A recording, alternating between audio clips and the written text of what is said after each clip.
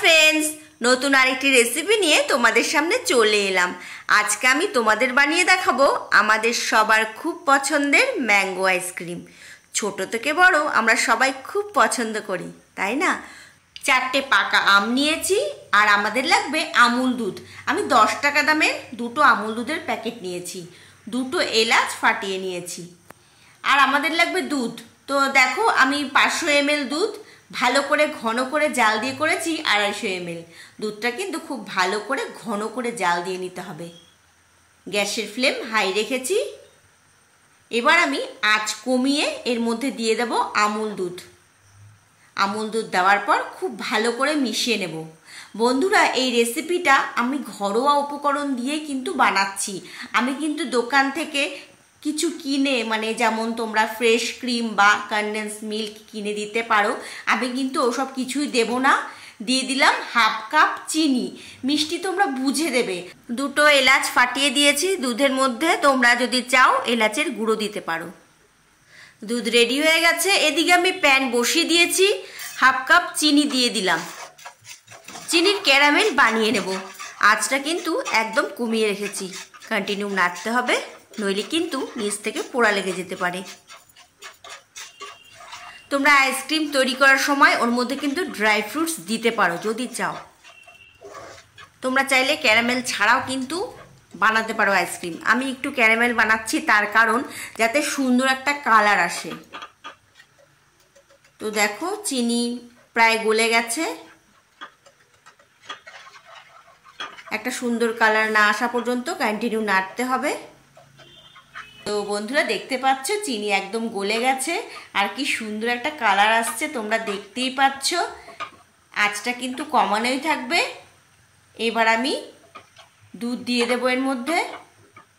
দুধ দেওয়ার পর আবার ভালো করে ফুটিয়ে নেব। যতক্ষণ না দুধ একদম ঘন হয়ে আসছে ততক্ষণ কন্টিনিউ নাড়তে হবে। বন্ধুরা, দারুণ একটি রেসিপি, তোমরা বাড়িতে একবার ট্রাই করে দেখো। আর তোমাদের কেমন লাগলো আমাকে কিন্তু কমেন্ট করে জানাবে। এরকম ভালো ভালো রেসিপি পেতে আমার চ্যানেলটিকে সাবস্ক্রাইব করতে একদম ভুলো না। তোমরা যদি ফেসবুক পেজ থেকে রেসিপিটি দেখো, পেজটিকে অবশ্যই ফলো করে রেখো। 4টে আমের পাল্প বের করে নিয়েছি। এবার আমি একটা মিক্সিং জারে খুব ভালো করে পেস্ট করে নেব। তো দেখো, ভালো করে পেস্ট করে নিয়েছি। দুধ ঠান্ডা হওয়ার পর কিন্তু এই পাল্পটা মেশাবে, দুধ গরম থাকা অবস্থায় মেশাবে না। এবার আমি আমের পাল্প দেওয়ার পর আবার ভালো করে মিশিয়ে নেব। কয়েকটা কিশমিশ ধুয়ে পরিষ্কার করে ছোট করে টুকরো করে কেটে ছড়িয়ে দিলাম। তোমরা চাইলে দেবে, না দিলেও কিন্তু কোনো অসুবিধে নেই। ভালো করে মিশিয়ে নিয়েছি। এবার আমি একটা কন্টেনার নিয়েছি, এয়ার টাইট কন্টেনার। তো এর মধ্যে আমি মিশ্রণটা ঢেলে নেব।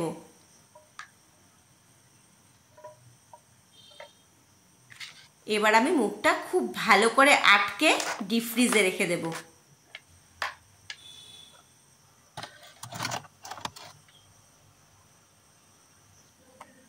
তো 4 ঘন্টা পর আমি বের করেছি ফ্রিজ থেকে। দেখো, খুব ভালো করে এখনো জমেনি। তো এবার আমি তোমাদের একটু কেটে দেখাই।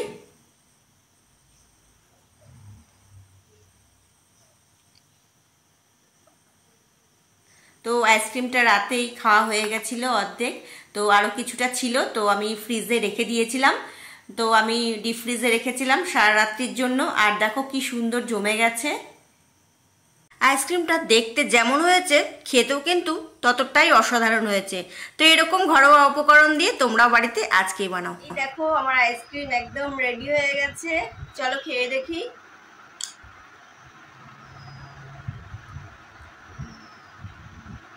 আহা, যা হয়েছে না, একদম ফাটাফাটি।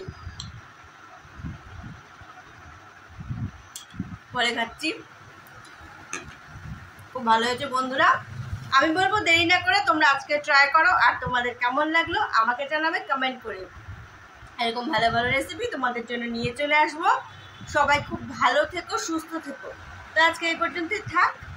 বাই।